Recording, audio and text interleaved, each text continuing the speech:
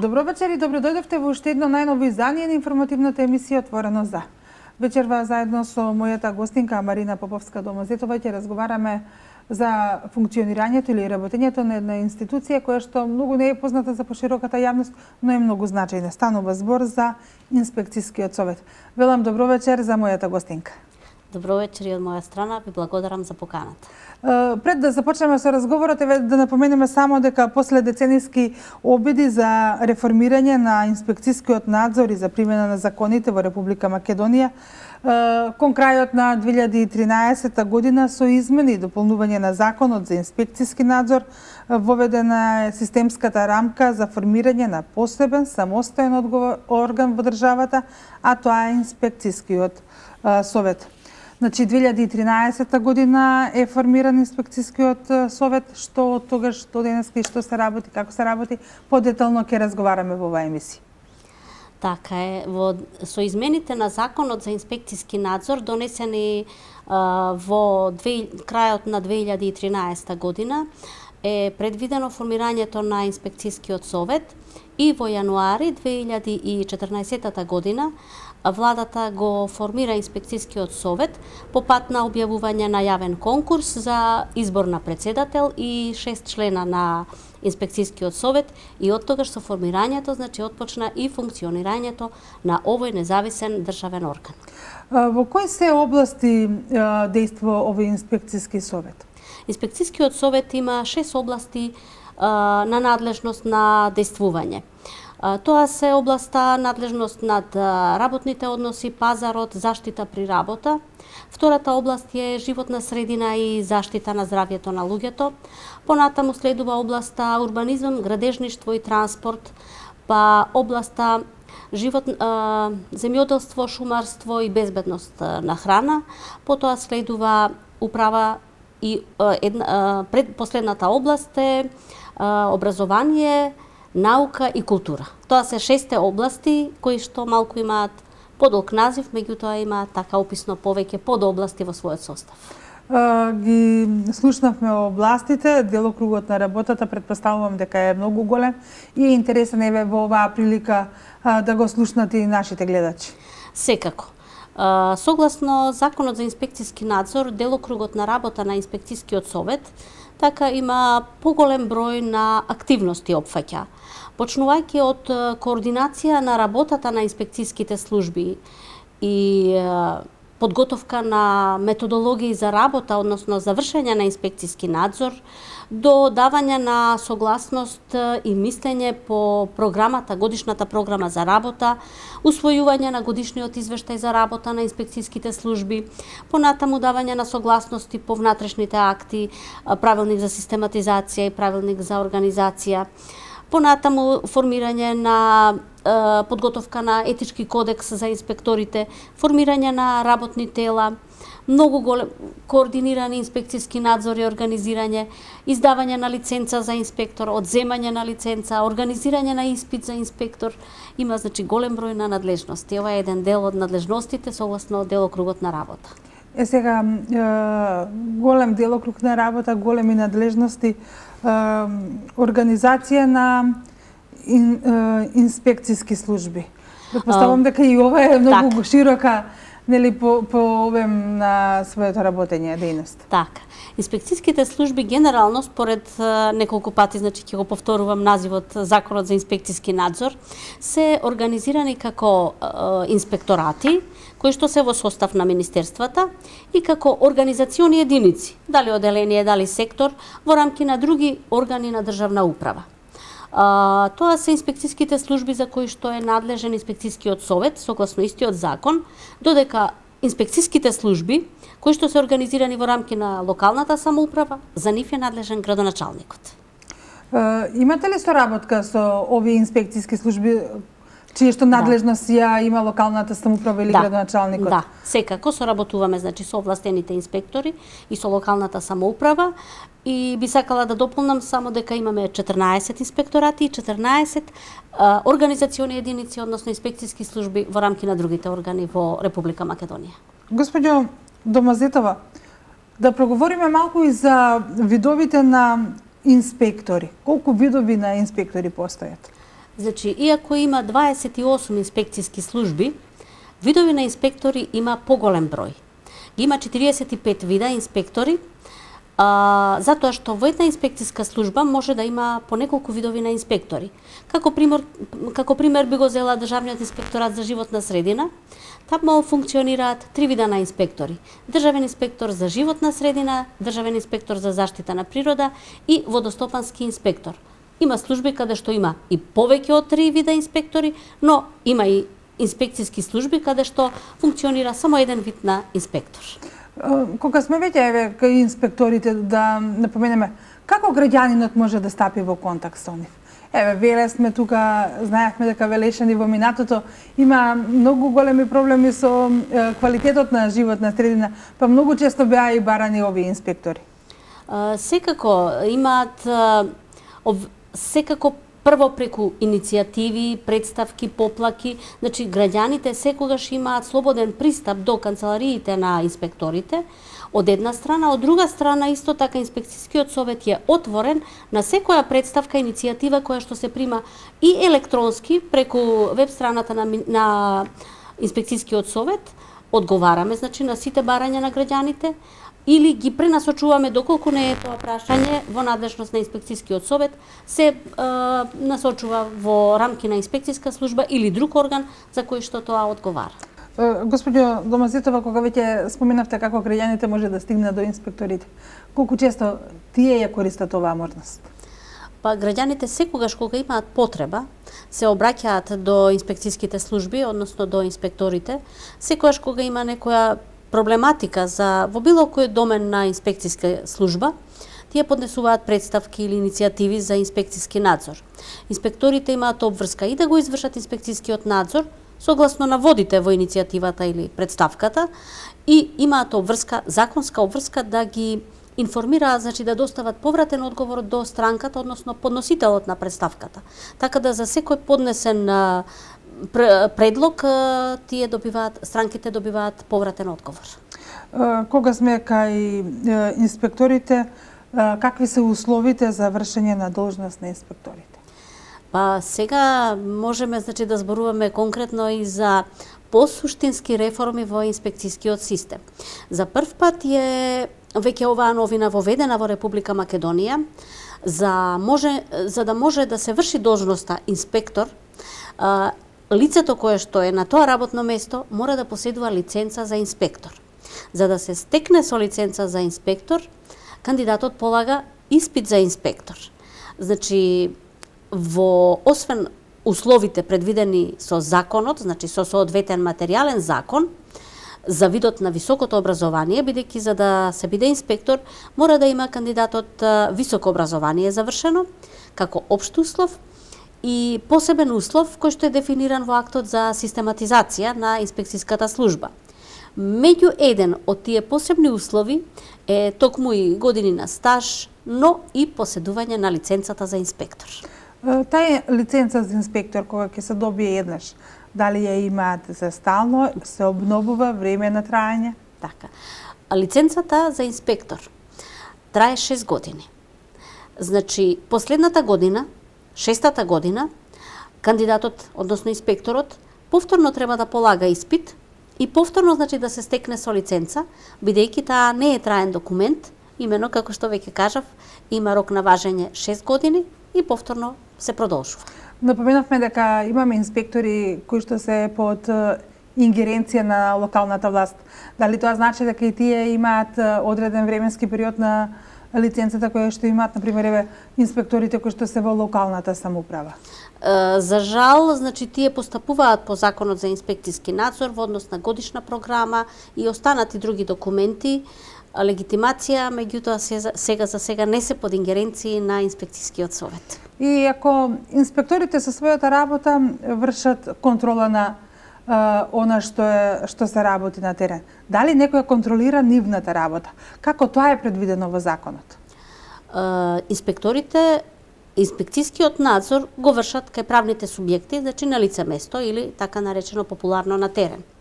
Меѓутоа, со законот за инспекцијски надзор веќе вршењето на инспекцијскиот надзор не може да биде онака хаотично, безредие да биде, туку е планирано подготовка на, почнувајќи од годишна програма, па понатаму на квартални планови, месечни планови и други видови на планирање.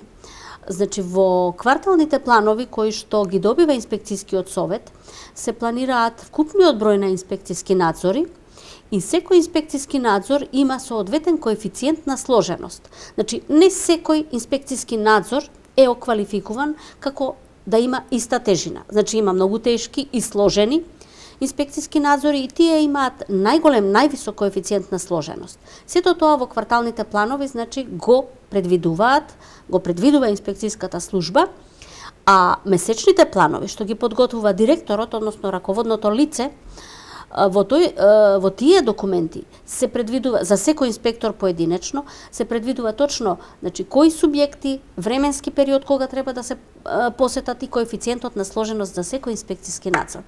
Што значи планирањето е добро, има добра основа за добро планирање. И претпоставувам дека се врши оценка на работата на инспекторите, затоа што нели од нив зависат многу работи. Секако така, освен лиценцирањето како суштинска промена согласно овој закон, и оценувањето на инспекторите е другата суштинска промена. Значи, со оценувањето на инспекторите, фактички викаме дека се следи континуирано успешноста на инспекторите. Преку кварталните планови и кварталните извештаи, кои што ги добива инспекцијскиот совет, значи на квартално ниво се оценува работата, односно се следи работата тековно за секој инспектор посебно. А во јануари од тековната година се врши оценување за работата на секој инспектор за изминатата година. Значи, во ова годишно оценување, инспекторот добива оценка. Оценката се добива врз база на квалитативни и квантитативни критериуми. Квантитативните критериуми произлегуваат од самите квартални планови и извештаи. Односно, на крај се добива одреден број бодови, кои што зависат од соодносот на планираното и реализираното. Значи, инспекторот може да добие максимум на годишно ниво 560 бода од квантитативните критериуми, односно колку инспекцијски надзори планирал, колку реализирал. Додека од директорот, односно од одговорното лице, ги добива квалитативните критериуми, кои што се однесуваат на квалитетот на работата. И врз основа на вкупниот број на бодови се донесува заклучок за годишната оценка на инспекторот. Ако имаме негативна оценка на инспекторот, што следува? Значи, ако има под 300 бодови, точно конкретно се знае, инспекторот не задоволува, ја добива како описна оценка, бодовите се под 300, описно не задоволува. Во тој случај, директорот треба да донесе предлог да поднесе до инспекцијскиот совет предлог за дисциплинска постапка и инспекторот останува без работа. Од работата на инспекторите се добиваат многу суштински податоци. Сега статистички каква евиденција се води во инспекторатот? Поголем број на евиденции се водат во рамки на инспекцијскиот совет.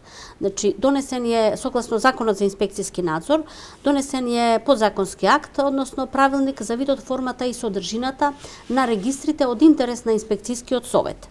Има поголем број на регистри и соодветно, значи, се водат евиденциите во овие регистри, почнувајќи од регистар на вид на инспектори, регистар на одговорни лица во инспекцијските служби, регистар за извршени инспекцијски надзори за секој инспектор посебно, регистар на систематизации, значи на внатрешни акти, регистар на буџети на инспекцијските служби. Значи, сите оние на ИКТ опрема и така натаму. Значи, се целокупната активност во инспекторатот, во инспекцијскиот совет има, значи, воспоставено основа за да има бази во кои што се соодветно се собираат соодветни податоци и со обработка на овие податоци, значи, од евиденциите доаѓаме до статистиките. Доаѓаме, значи, до се обработуваат податоците во однос на број на извршени на инспекцијски надзори, во однос на донесени мерки, по вид на инспекцијска служба, по инспектор, значи различни видови на од евиденциите различни видови на статистички податоци. Статистички, имаме ли доволен број на инспектори во Република Македонија? Па сега вака, не може да се каже дали имаме доволен број на инспектори, бидејќи пред се, во секој случај има служби каде што има, меѓутоа има инспекторати, односно инспекцијски служби, каде можеме слободно да кажеме дека има дефицит на инспектори. Меѓутоа, бројот на инспекторите во крајна линија е врзан со ризикот на терен. Значи, колку има поголем ризик на теренот, толку повеќе се потребни човечки ресурси. И кога веќе зборуваме за потребата од инспектори, да не објасните што представува испитот за инспекторот, лиценцата за инспекторот, нејзиното издавање и нејзино одземање. Малку зборувавме во текот на овој разговор, но еве сега малку поопширно, па можеби некој од нашите гледачи ќе сака да конкурира или да аплицира за иден инспектор. Минатата година, значи 2016 година, Инспекцијскиот совет го организираше првиот испит за инспектор. Самиот испит е составен од два дела. Од испитни прашања, едниот дел и вториот дел е студија на случај. Значи, испитните прашања се како теоретски дел, а студијата на случај како практичен дел. Значи, практична примена на законите во некој измислен инспекцијски надзор.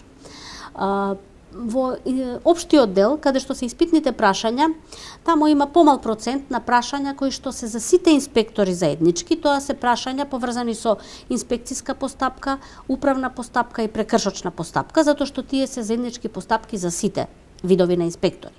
Додека во посебните прашања се однесуваат на прашања кои што произлегуваат од материјалните закони во надлежност на инспекцијските служби.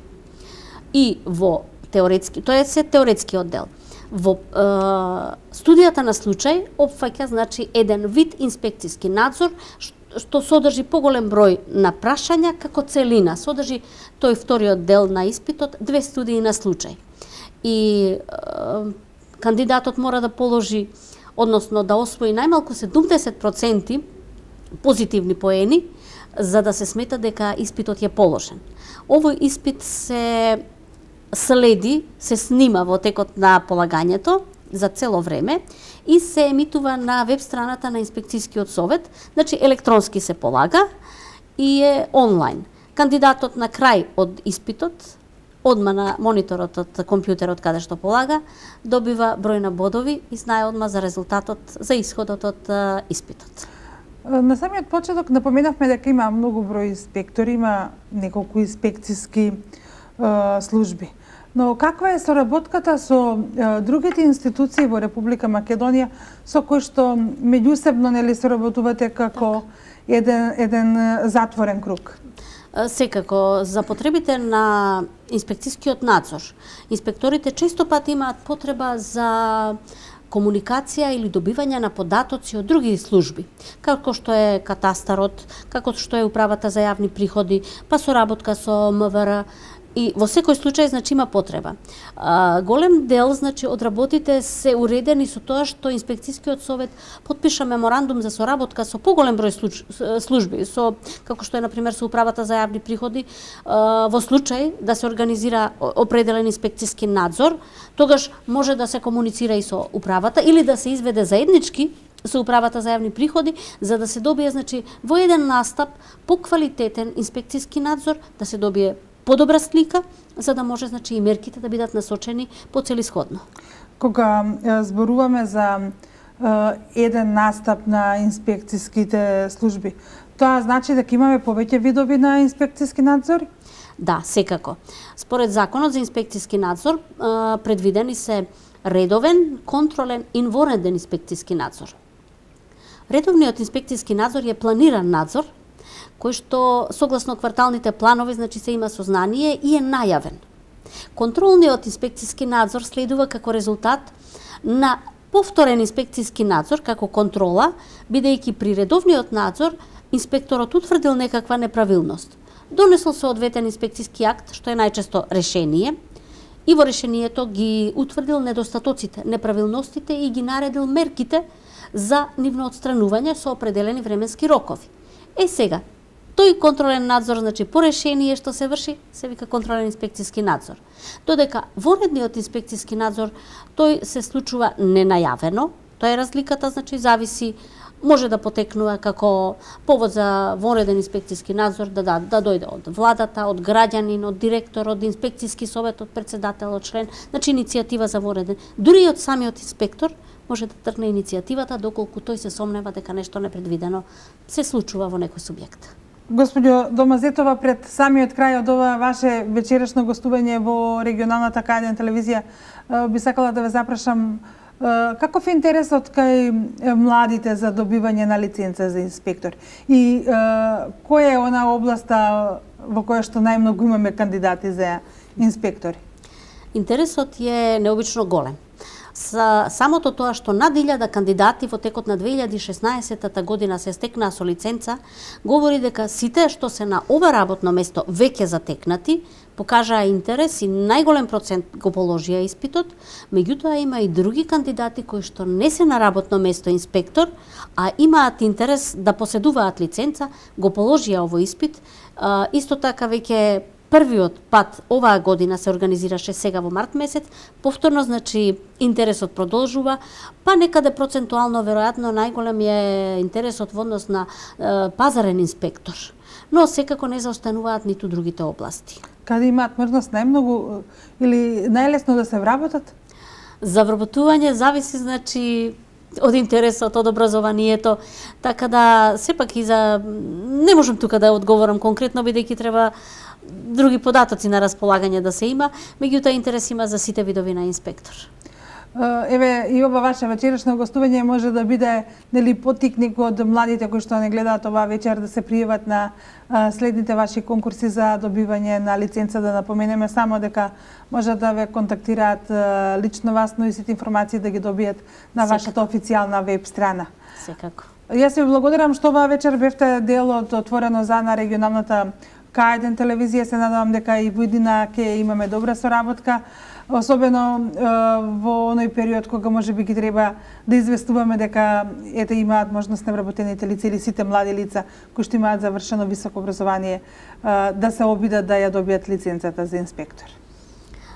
Да, секако ви благодарам и јас за поканата. Сите информации за кандидатите можеме да ги споделуваме со нив и се надевам на успешни реформи и добра соработка на секој план. Благодарам. Почитувани гледачи, ова беше се што подготвивме за ова издание на информативната емисија Отворено за. Мој ваш гостин беше доктор Марина Поповска Домазетова. Зборувавме за работата на инспекцијскиот совет. Останете и понатаму на програмата на регионалната К1 телевизија.